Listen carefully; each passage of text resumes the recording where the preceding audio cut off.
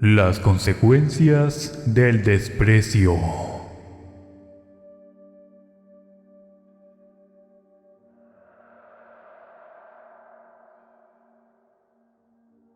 Hace muchos años, mi hermana y yo nos mudamos de Veracruz a México, por cuestiones de trabajo.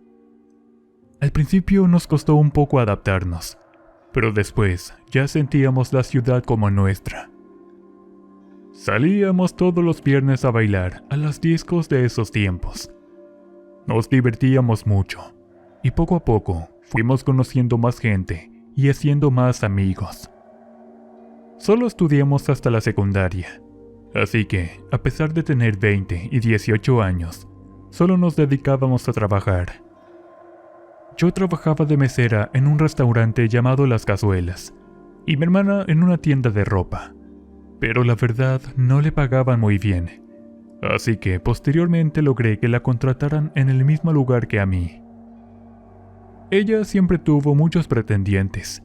A cualquier lugar que iba, todos la volteaban a ver, y con justa razón, porque era muy bonita. Tenía el cabello largo y rubio natural. Era blanca y tenía unos ojos enormes, llenos de luz. En el restaurante, muchos hombres de dinero se le acercaban y le pedían una cita o le mandaban rosas. Ella se negaba. Siempre decía que pesaban más sus valores que el dinero. Así nos habían educado. Pero hubo uno en particular, llamado Alejandro. Lo conocimos una noche saliendo de trabajo. Nos subimos a la micro que nos dejaba cerca de donde vivíamos, en Atizapán, y ya iba vacío. Nos sentamos en los primeros asientos, y el chofer comenzó a hacernos la plática. Se presentó con el nombre de Alejandro. Dijo que era nuevo en la ruta.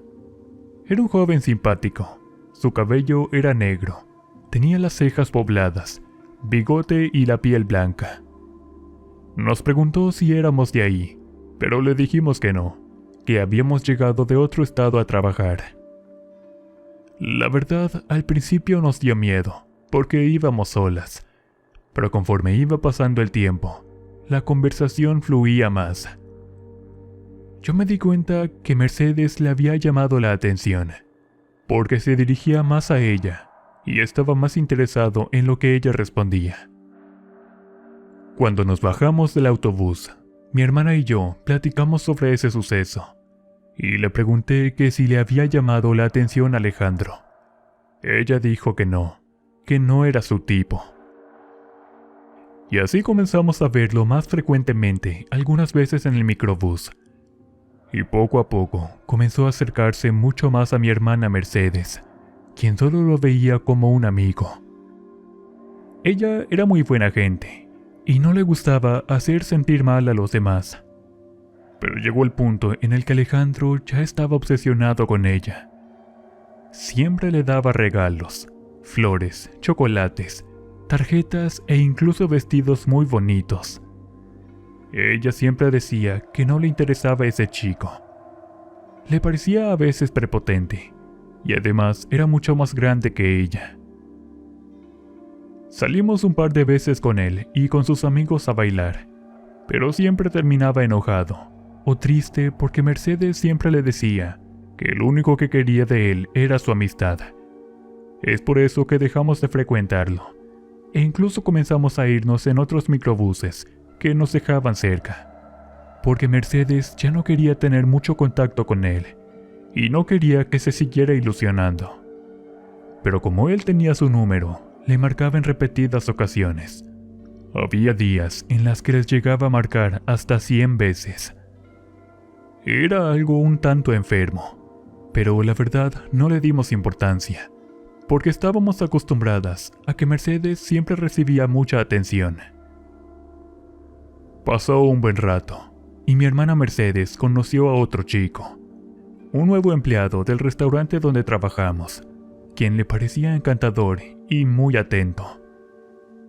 Le daba detalles a sus posibilidades. Una rosa que había cortado de algún jardín, un chocolate o cartas que él mismo escribía. Ella estaba muy feliz. Salían casi todos los días después del trabajo, por un café o por un helado. El chico se llamaba Alberto. Estaba trabajando para poder pagar la universidad a la que se quería ir. Seguíamos saliendo los viernes a divertirnos. Ya no habíamos visto a Alejandro, pero le seguía mandando regalos a Mercedes, a pesar de que ya había pasado bastante tiempo. Había ocasiones en que me regalaba los chocolates o los vestidos, porque no quería saber nada de él. Simplemente no era su tipo. Y tenía razón. Una persona así de obsesionada seguramente no era el tipo de nadie. Pero en una de esas salidas lo encontramos. Hablaron y ella volvió a repetirle que no quería nada con él, y hasta le platicó que ya estaba saliendo con alguien más. Mercedes no sabía el error que había cometido, hasta unas semanas después. Esa noche, Alejandro estaba que echaba chispas. Estaba furioso. Le dijo que no podía estar con nadie más, porque era de su propiedad. Mi hermana se burló en su cara. Le dijo que no dijera tonterías, que ella jamás le había dado un sí a nada, y que no quería que le siguiera mandando cosas, porque ya estaba cansada de él, y que por más que lo intentara, jamás andaría con alguien así. Y después me dijo que nos fuéramos de ahí. Alejandro estaba completamente furioso. Su rostro denotaba rabia y odio. Se le abalanzó a Alberto para golpearlo, pero los guardias del lugar lo sacaron antes de que pudiera hacerlo. Mientras los guardias se lo llevaban, alcanzó a gritar que se iba a vengar y que pronto Mercedes dejaría de burlarse de él. Ninguna de las dos podíamos creer lo que acabábamos de vivir. Jamás habíamos visto un hombre tan loco como él, y siendo sincera, sí nos dio algo de miedo lo que había dicho. Llegamos a casa y comentamos lo sucedido. Traté de calmar a mi hermana, diciendo que Alejandro era un hablador y que no haría nada, que no se preocupara. Una semana después, tuvimos un inconveniente en el trabajo, algo que nos puso muy tristes. Mercedes se había equivocado en una orden, y el jefe la había despedido de la noche a la mañana. Yo no quería que se fuera, porque ya teníamos una rutina y éramos muy unidas. Mercedes tendría que buscar otro trabajo, y ya no nos veríamos tanto. Además, después de ya casi un año ahí, se deprimió. Le gustaba muchísimo su trabajo, y más porque estábamos juntas. Los días siguientes, ella se quedaba en la casa mientras yo iba a trabajar. Varias veces a la semana me esperaba cerca del parque para ir a cenar, y a veces también esperaba a Alberto, quien seguía trabajando en el restaurante, y los tres íbamos por una cerveza. Uno de esos días me tocó presenciar una escena muy desagradable. Alejandro había encontrado a Alberto con Mercedes, y esa vez, sin que nadie lo detuviera, lo golpeó, y le dijo a mi hermana que se arrepentiría por no haberle hecho caso, que ese tipo no le convenía, y que la odiaba con todo su corazón, por arruinarle la vida por su desamor. Nos quedamos muy espantadas, y llevamos a Alberto al hospital. No pasó nada grave con él. Ese mismo día pudo irse para descansar, porque solo eran heridas superficiales. Mercedes estaba muy apenada, y le pidió una disculpa, que él aceptó sin problema. Pero esa noche, todo cambiaría para mal. Vivíamos en un pequeño cuarto en Atizapán. Teníamos una litera. Yo dormía abajo y ella arriba. Éramos muy unidas e inseparables, pues solo nos teníamos la una a la otra en esa enorme ciudad. Teníamos muchos peluches alrededor de la litera, de los que nos habían regalado en el pasado. Y el cuarto, aunque fuera de día, se veía muy oscuro, porque no había ventana que diera hacia la calle, así que por ahí no entraba la luz del sol. En esa ocasión, Después de llevar a Alberto a su casa, regresamos exhaustas por todo lo que había pasado. Así que nos bañamos y nos acostamos a dormir. Ya estábamos dormidas, cuando más o menos a las 12 de la noche, escuchamos que alguien tocaba la puerta. Se nos hizo raro, porque la dueña de la casa no estaba, y los otros inquilinos no se llevaban con nosotros. Pensamos que tal vez era una emergencia. Fui a abrir, pero no había nadie. No podía haber sido obra de mi imaginación, porque Mercedes también lo había escuchado.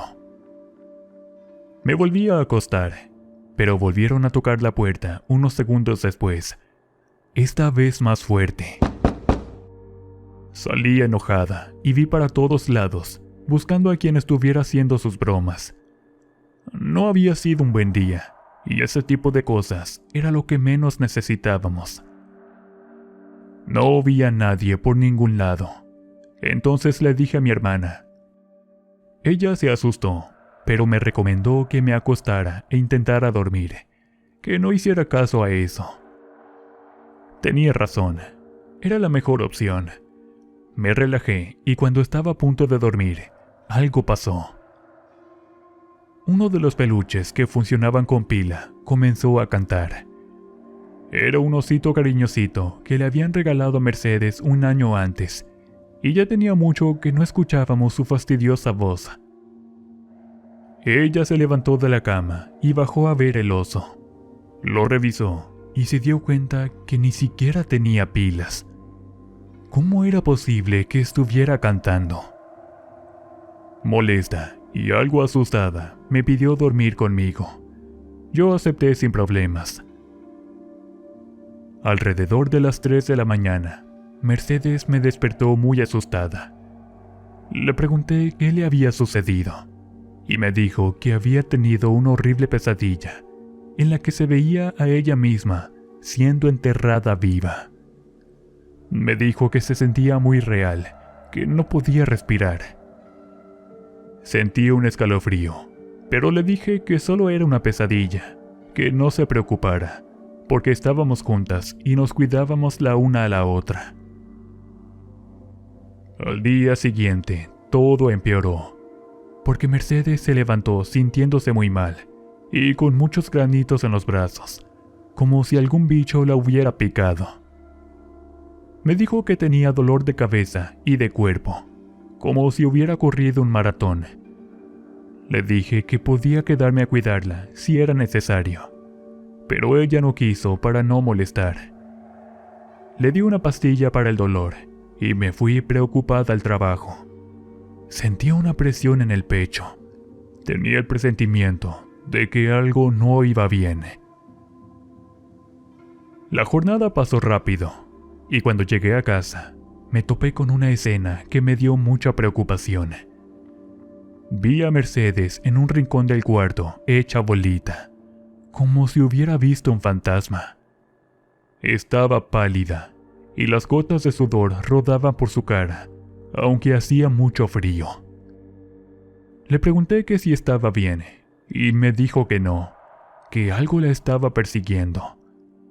Le pedí que me contara a qué se refería, y me dijo que era una mujer, que la había visto en el cuarto, que tenía el cabello despeinado, estaba en bata y que se reía de ella.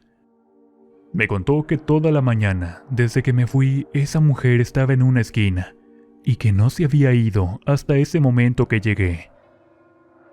Mercedes estaba muy asustada y dijo que por favor la ayudara, que sentía que las cosas se estaban poniendo muy raras. Tenía que creerle.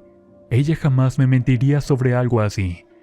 Y de hecho jamás habíamos vivido nada paranormal. Y por eso, por un momento pensé que a lo mejor solo estaba delirando, porque tenía mucha calentura. Me dijo que se sentía muy mal, que sentía que todo le daba vueltas y que le dolía muy feo el estómago. La abracé y le prometí que todo estaría bien, que al día siguiente me quedaría a cuidarla y que en ese momento iríamos al doctor aunque no quisiera. Estaba como ida. pero la ayudé a cambiarse de ropa y nos fuimos al doctor, donde le hicieron varios estudios y pruebas. Los resultados arrojaban que no tenía nada, que estaba perfecta de salud, pero era imposible. Alberto fue a verla a la casa y le llevó todo lo que pudo para que se mejorara. Platicaron un rato mientras yo iba por algo de comer, y cuando regresé, mi hermana se había desmayado. En ese momento se escuchó afuera el sonido de un claxon de microbús. No entendíamos qué estaba pasando, y por un momento pensé en Alejandro. Quizás él era el culpable de todo eso, pero no tenía sentido. Al día siguiente me quedé para cuidarla, pero cuando me descuidé y fui a bañarme, de nuevo la encontré en la esquina del cuarto, llorando porque según ella, ahí había algo. Le pregunté que qué era lo que veía, y me dijo que veía un ser alargado y con la boca abierta, llena de colmillos. Dijo que se la quería comer, que la quería matar y que ya le había dicho que había ido por ella. Yo no veía nada, pero estaba muy preocupada por su salud. Le conté a la dueña de la casa y me dijo que lo mejor sería llevarla con un brujo o con un curandero para que le quitara todos sus males, así que me recomendó a uno. Sinceramente, yo no creía en ese tipo de cosas, pero pues no tenía mucha opción, porque ya habíamos ido al doctor y nunca le encontraban nada. Así que decidí llevarla para ver si ahí podían ayudarla verdaderamente, porque cada vez se veía y sentía peor. Su salud había empeorado muchísimo. Ya parecía estar mal de sus facultades mentales, y hasta llegó el punto en el que Alberto se alejó de ella. En fin, al día siguiente la llevé a primera hora con el curandero. Cuando llegamos nos encontramos con un señor de edad avanzada, que nos recibió muy formalmente. Nos pidió que le contáramos todo lo que había pasado, y posteriormente sacó su tarot y comenzó a interpretarlo. Dijo que quien le estaba haciendo brujería era alguien que conocía muy bien y que tenía mucho rencor hacia ella. La habían enterrado en el panteón y por eso se sentía tan mal, porque la querían muerta. Le dijo que él podía ayudarla, pero que sería complicado. Tendría que ir todos los días a que la limpiara y a que intentaran saber en qué panteón era que la tenían para que la fueran a desenterrar. Los días siguientes fueron muy pesados. Por las mañanas íbamos con el curandero, y de ahí yo tenía que ir a trabajar, porque ya había faltado muchísimo. Entonces, mi hermana tenía que quedarse en esa casa sola. La vez que todo se salió de control fue cuando llegué y encontré todos los peluches tirados en el piso. Le pregunté qué había pasado, y me dijo que los muñecos se habían bajado de la cama y que habían estado caminando y bailando, que también habían hablado y la habían maldecido. No podía creer aquello, pero hice que sí le creía. No quería molestarla, así que acomodé todo de nuevo y no le dije nada más. Cuando llegó la noche, volví a escuchar que alguien tocaba la puerta y no había nadie. Me volví a acostar hasta que me quedé dormida, pero algo me despertó unos minutos después. Abrí los ojos. La lámpara que tenía al lado de la linterna iluminaba tenuemente la habitación, y vi a uno de los muñecos acostado en mi pecho. Cuando estaba a punto de quitarlo, el peluche se movió y se paró sobre mí. Lo aventé con todas mis fuerzas, pero escuché pisos en el suelo, y al bajar la cabeza para ver, me di cuenta de que todos los muñecos yacían caminando como si fuera lo más normal del mundo. En el momento en que notaron que los había visto, empezaron a gritarme. No aguanté más y me desmayé de la impresión. Mi hermana estaba dormida, así que no presenció eso, ni se dio cuenta de que me desmayé. A la mañana siguiente, acomodé todo de nuevo y fui a buscar personalmente a los panteones, a ver si de casualidad encontraba algo. Sabía que quien había hecho eso había sido Alejandro, por sus celos enfermizos. Él era el único capaz. Así que les pregunté a los cuidadores de varios panteones que si habían visto a aquel tipo, hasta que uno me dijo que sí. Le conté todo, y muy amable me llevó a donde dijo que lo había visto remover la tierra. Y efectivamente, ahí estaba un muñeco con la foto de mi hermana, envuelta en hilos y alfileres, una clara señal de brujería. El curandero había dicho que esto podría ser el origen de los males de Mercedes. Tomé el muñeco y lo llevé de inmediato al curandero. Al verlo, él asintió gravemente y comenzó una serie de rituales para deshacer el trabajo de brujería. Mientras tanto, yo me quedaba a cuidar a mi hermana en casa, cada vez más preocupada por su frágil estado de salud. Las primeras noches después de ver al brujo fueron difíciles.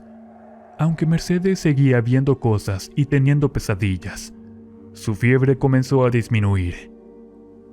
El curandero nos dijo que era una buena señal, pero que debíamos ser pacientes y persistentes con las limpias y los rituales. Poco a poco, Mercedes empezó a mejorar. Ya no veía a la mujer ni a los seres alargados con colmillos, y los muñecos dejaron de moverse. Sin embargo, la experiencia había dejado una marca horrible en nuestra vida, y le había enseñado a mi hermana a no ser tan amable con todos, porque a veces la gente confunde la amabilidad con coqueteo, o algo más, y por eso se obsesionan después.